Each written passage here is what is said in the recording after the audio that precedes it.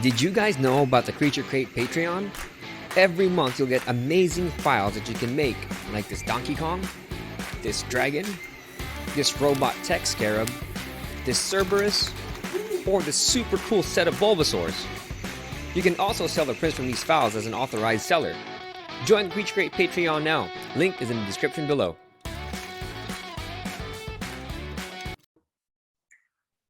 Hey guys, what's up? Nico again here, and today I have with us Matt. Matt, where are you coming from, man? Hold on one second. My mouse is like disappeared and I can't give the consent thing to Bob. All right. Hey guys, what's up? Nico again here, and today I have with us Matt. Matt, where are you from, man? I'm from New Jersey. Jersey. So how do you say your company name? Heonic? Yeah, it's Heonic. So for right now, it's specifically Heonic bricks for what I'm doing right now. But as the more stuff I evolve into, it's going to be the baseline as far as Heonic followed by something. Gotcha. So as always, we're just going to go deep dive into Matt's business, how he got started, how he grew the business, so on and so forth. But as always, just a couple of things before we start. Make sure you guys follow us in the Facebook group. The link for that is in the description below. And all of Matt's links are going to be in the description below as well. And if you guys ever need to get the coaching program, link for that is in the description below as well. And I'm pretty sure that's it. So let's get started. Matt, welcome to the show, man. Thanks for having me, dude. I've been super stoked for the past 2 weeks since I signed up for this to be on it, man. Man, this is awesome. So I'm glad to have you on.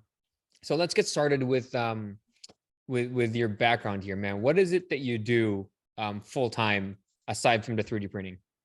Full time, I'm the lead engineer at a small defense contractor / subcontractor, and we're in the cable harness and fiber optic space. Gotcha. So the engineering definitely helped with the 3D printing, huh? I think it was more like a vehicle.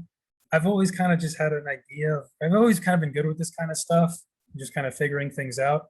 But as far as like engineering school and stuff, engineering school, we're doing vibration analysis, thermal analysis, especially where I went to, it was more like heavy on system design, like that kind of stuff.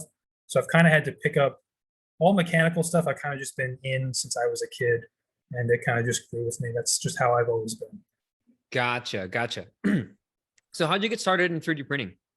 As far as first 3D printing, I was in school, and they just finished the makerspace, which is like the 3D printers, the CNC, water jet, all that kind of stuff. And it was like, oh, 3D printers are available. And I'm a junior, and Halloween's coming up. And so I was like, oh, let me CAD up an Iron Man arc reactor. So I model it up and then printed it. And that's really like my first official, I'll say, 3D print.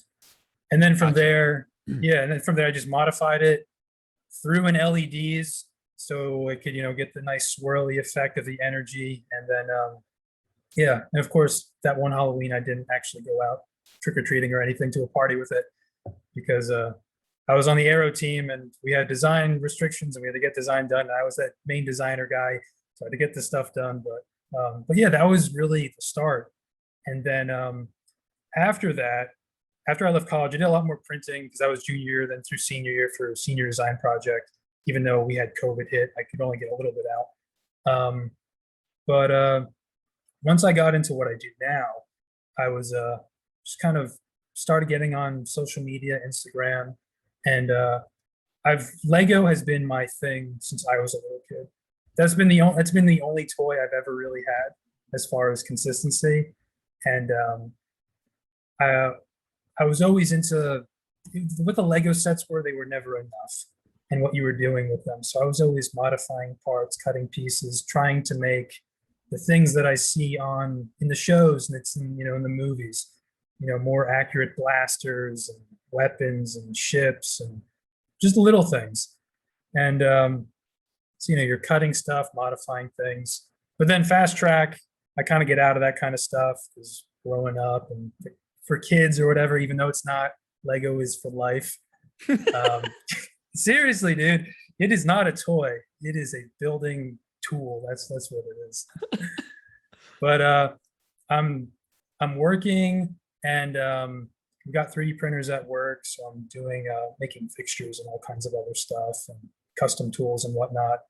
And then I discovered that like the custom Lego community has like exploded.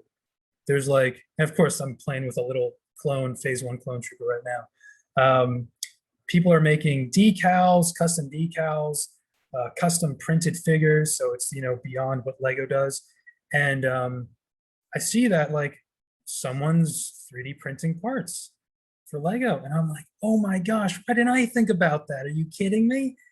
And then after that, I just really got into it, jumped into SolidWorks.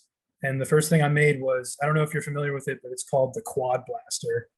Nope, don't know what that is. And so there's a 2003 Star Wars series, and I don't know how familiar you are with Star Wars and all the characters and stuff, but it's an animated show, old one, and you got ARC troopers, which are like the badasses of the clone army. They're going to save some Jedi, and there's this guy called the ARC Gunner. That's his designation, and he has this giant 4-barreled cannon that flips over the back from backpack, and then the cannons like cycle reciprocating quad blaster. And I was like, no one's done it yet. Because people have been injection molding like custom Lego parts, but with resin printing and stuff, you can just go crazy with it. So that was your first design and print, and that's the first thing you sold, right? Exactly. Yeah. The quad All right. blaster. And that's how you came up with that idea. You were just like, there was this really cool cannon, and you're like, dude, I have to make that as far as accuracy goes, because let's face it, when Lego makes them, it's very primitive, right? It's like a cylinder with a cylinder. It's very blocky. It's Lego. It's Lego's brand. That's right. That's their image. Yeah. It's Lego-y, right? Exactly. And then you come along, you're like, screw it, let's have this high detail pieces to put on the Lego figures.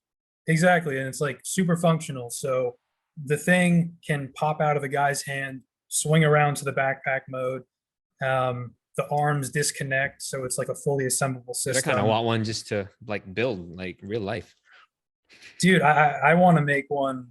I want to make a full size one for myself with like servos and actuators to like flip it and do everything. That'd be bananas. But yeah. So and then you can swap out the cannon pieces. So there was like long cannon pieces and shorter cannon pieces, and then so that was it. It was something I always wanted, because in Lego I made my own quad blaster, but there's only like 2 or 3 quad blaster designs, and they're like back in the early 2000s, and they haven't changed at all. And I was like, I have to be the first person to do this and do it really well. So so when you sold, how did you get your first customers and your first clients after you built this? So here I am on Insta. I got like 100 followers or something, because I did a little bit of decaling, because I did decaling as a kid for custom guys, but now the decals have just gotten way better. So I started decaling a little bit, and then I just make this thing. So I just decided to hit up like everybody who had like 5,000 or 10,000 followers on Instagram. I was like, hey, and they're all customizers. I was just, hey, I got this quad blaster. You interested? And then most of them were like, dude, hell yeah. And started off like that. And are these guys are they like Lego? Because Lego is, God knows where they go, right? You can build anything you want with Lego. So are they actual Star Wars Lego builders? They are. It's the Lego Customs community. So they're okay. So they're just Lego Customs community. Then but they love Star Wars at the same time. Exactly. Yeah. Okay. So it's all about like making, because it used to be all mostly sculpting.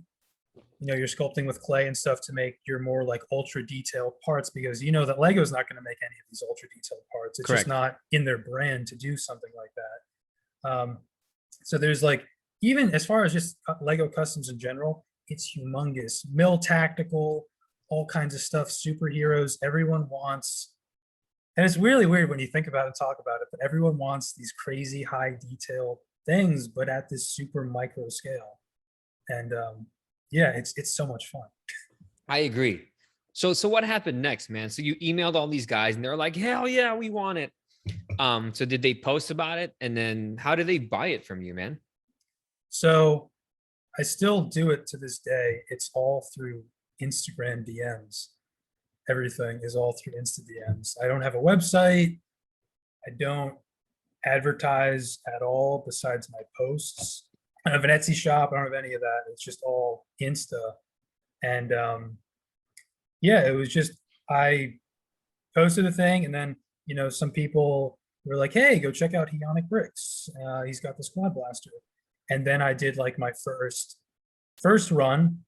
Everything sold out, and that was like 15 quads. And then I did my second, third, fourth, fifth run, and then we were getting to be like 50 quad blasters a run. It's kind of discontinued right now because it's evolved to a point where it is ridiculously complex beyond the first version.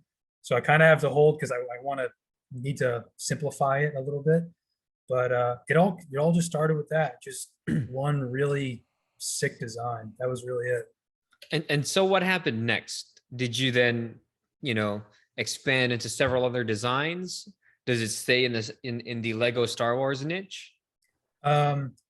It stayed for Lego Star Wars for a bit, and then I think with everything, you kind of just get a little bored of doing the same thing, living like being in that same world all the time.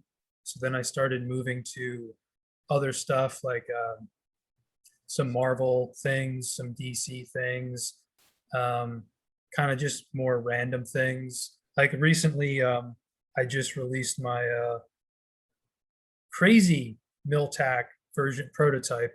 So I don't know how well you can see it, but it just all I can say is if you're in your car and you're listening Yeah. to this, just wait till you get to the thing and then look at it. Okay.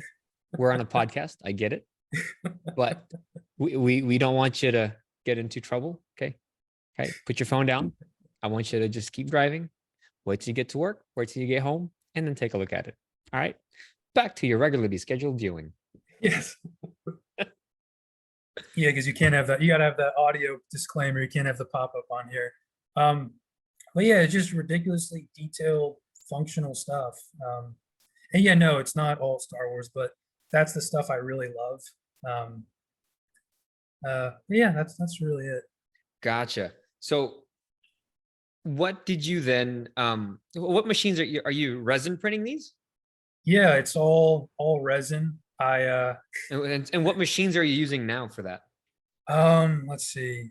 How many right now? I think I have 9 machines. Jesus ha- Christ. 9 resin machines? Yeah. And what machines are these? I have an E10 4K, so that's like from ePacks. That's like for my larger stuff, which I never even really use because I don't make big things. But it's there just in case I want to make something kind of big. And then I have a lot of frozen machines. I say this to everybody: the Elegu Mars 2 Pro is the gold standard. If you want to start resin printing, buy that I agree. machine. And this is not, again, as everyone has said, this is not a plug for Elegu at all. It is not. I am okay. Matt and I are not getting paid for this bit right here. I wish I was, Elegu but Mars is the standard. Okay. Yeah. That is the benchmark. It's not the Creality Hallet. It's not the Anycubic Mono. It's Elegu. They're the best by far. Even the Elegu Saturn. No one makes a resin printer better than Elegu. Yeah, I know. Elegu needs to pay me for that, but they're not. You can throw them. I feel like you can throw them off a truck and go pick them up, and they still work in some way. I tried. It didn't work. They broke. Well, yeah. I mean, it's glass. Everything's gonna shatter, but No, yeah. but they're good machines though. Yeah, I mean, they're just workhorses, man. It's like, I don't know. It's like a Prusa. You just walk up and print and walk away. That's it. And I agree. I don't have to. I think I've only leveled my bed on the Elegu Mars twice, and I've had a few of them for like 2 or 2.5 years now. Actually, no, what am I saying? No, I've only been doing this for like 1.5 years. But yeah, I really have to. You don't have to level the bed. You level it once, and you're done. They're so I great. agree, man. And what resin are you using? What brand? I use Tech for bases, but I really kind of just make my own formulas because Bases. When you say, oh, for like the base resin. Okay. I thought you meant yeah, like, yeah. I was like, oh, you're making terrain too. That's awesome. Something I'd like to get into. Yeah, But same. yeah, Tech is. I mean, it's just so it's Tech. You don't even have to play with any other brand. It's so, it's just user friendly. It's plug and play. It's phenomenal. I like Exactly. simple. I know exactly, and I mean, gray is great. They have the navy gray, which is cool, and then I mean, really everything they make is just. I have no complaints at all. I I have. agree. I've never had a weird failed print with Tech resin. Every other resin I've tried, Elegu, Anycubic, even like I've gone up to the point where there's some really special resins out there. You spend like 150 on a kilogram, and I can't get it to work with the printers. And it's like Tech all the time is it just It's works. so reliable. Exactly. Um, and so how else does the business make money now? Do you offer design services or print services, or is it just your products? Yeah. So what I do is I make my own stuff, and I kind of just put it out there. I take a picture on Instagram, post it, and see what happens. If someone likes it, they hit me up. I'm like, yeah, sure, yeah, great. Um, and then Do you I sell the do files for these? no, no, no. I don't sell none of the. I don't sell any of my files, not right now. Yeah, but yeah, so I make my stuff and then print it and sell it. I offer design jobs, design commissions, um, and then it's mostly people want like, hey, can you make this thing for Lego, or I need this thing, or I want this thing. So I'll offer design services and then printing services for that thing. And you use And SolidWorks for this, right? SolidWorks is one program. I'm using SolidWorks, Blender.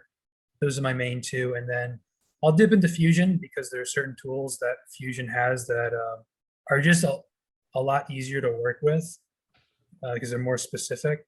And then what else? There's a couple more little ones, but they're just really for really precise, specific things that, like if a Blender tool or a tool in SolidWorks doesn't work, I just throw it in there, and that's literally all it's for, is for doing some odd operations. Gotcha. Gotcha.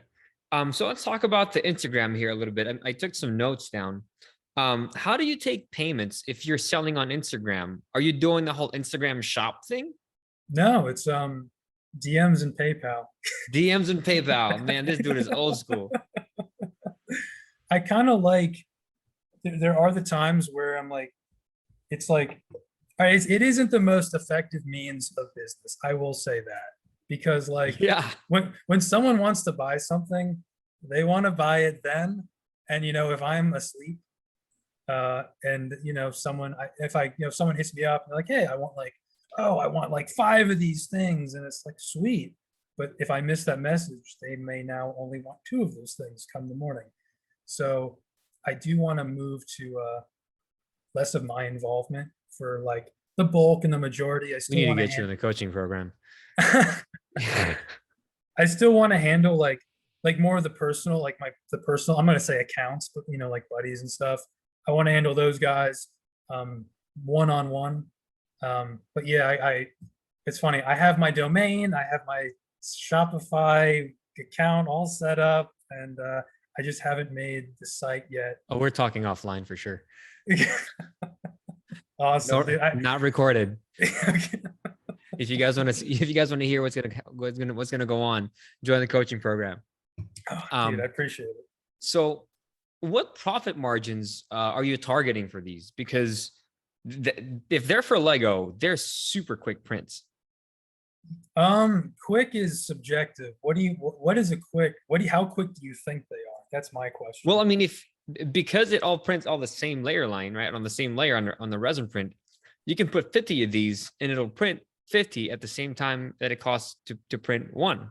Okay, yeah, from that perspective, yes, they are fast. But yeah, I mean, every print is at least a few hours or so, a couple of hours, especially for like helmets. That's kind of like two, maybe 3 hours from with my settings. But yeah, again, it depends on the size, how I orientate the thing. But yeah, So of you're course. so you're selling high detail helmets for Lego characters as well. Yeah, and it's not just So like I cool, said, man. it's not just Star Wars. Like when Halo Infinite came out, I was all over the Asian style armor. So I made the yokai and the yorai helmet. The yokai is the thing with the horns and the tusks, and then the yorai is the more samurai looking helmet. Yeah. So I have that samurai. If anyone wants to get it, it's at nicoindustries.com. Shameless plug. It's one of those you know, full cosplay ones. But you make those for the Lego sets as well. Yeah, yeah. It Dude, just that's so cool. and it's so funny because like you're in SolidWorks and it's like a tenth of a millimeter is huge. Yes. Especially Because with Lego, because it has to be exact, yeah, right? If not, it's not gonna fit onto the locking mechanism. exactly. Yeah, it's not going to fit on the studs. And so I'm not the only person who does this. There are a lot of people. And to be honest, the reason once I saw this, I started watching the videos and stuff, which again, like I told you, you have one every day. That's what I listen to at work. I love it. They're great. Thanks, man. Um, I want to branch more into FDM things, more like traditional mechanical things that are like kind of like my bread and butter. Um, because it is getting a little oversaturated now.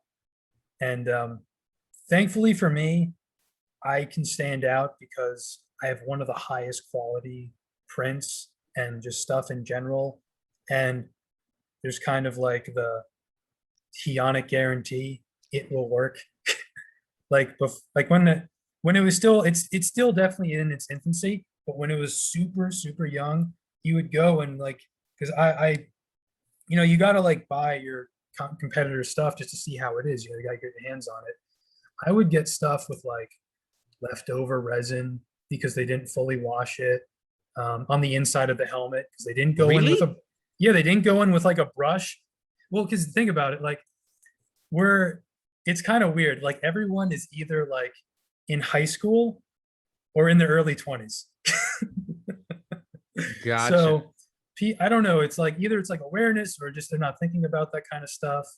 But yeah, I would get like helmets that they literally just don't fit at all, or they're like thing where the tension, the friction, because the dimensions are just wrong. It's so tight. So you go and you like put a printed face underneath the helmet, and it's fixed. You have to go in with like a Dremel and cut it out. Oh, gotcha. So there were, I think a lot of those guys have corrected all that stuff by now. But yeah, it was because you got this cool design and it just it's kind of crap. It's not saying I don't want to say bad stuff about anyone, but it wasn't there. And again, like not fully washing your prints because with this stuff you gotta go in with a bristle. You gotta go in with a brush. Just like whip inside, clean out all those little cracks and crevices. Even if you're running like an ultrasonic cleaner, it's not gonna really get in So how many hours are you spending on your business there. a week? Yeah. Well, I see. I work from let's see. I get home at like 5:30, and then I'll just work until like midnight on my thing, whether it's design commissions, printing. Either though, right now the forge is a little cold because I want to take a break. It's summertime. Um, but yeah, it's usually like when we're in full swing, moving. I'm working. This is all I do. Even weekends, I'm working 18 hours because this is great. I mean, just But I it love doesn't feel designing. like working though, because I've had those days where I'm like, Yeah, oh no, dang, it's dark. You know? exactly. That's the best thing. That's everyone says it. Everyone has the same experience, and it's so great because it's just that's how good it is. It's like you're sitting at your computer and you're designing. Next thing you know, 8 hours have gone by, and it doesn't feel like anything.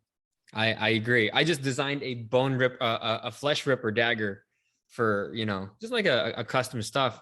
Dude, I Uh-huh. blinked and I was like, oh, dang, it's 2 hours just went by. Yeah. Oh, So dude, I got my next interview. Matt's gonna be here.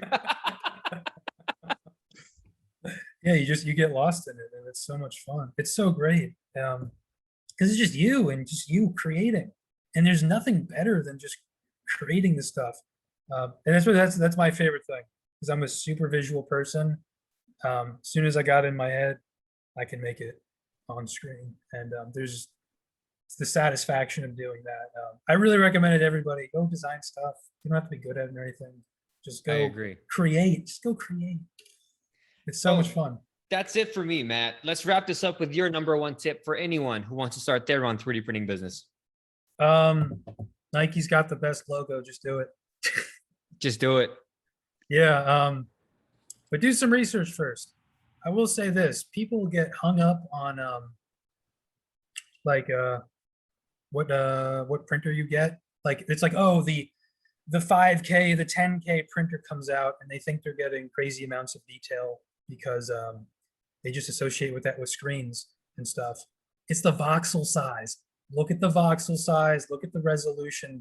That's what really matters. Because you could have 1,000K printer, but you could be printing over a mile. You're not going to get any details out. So when people want heavy detail and stuff, if you want to do these super tiny fine things, you got to look at the voxel size.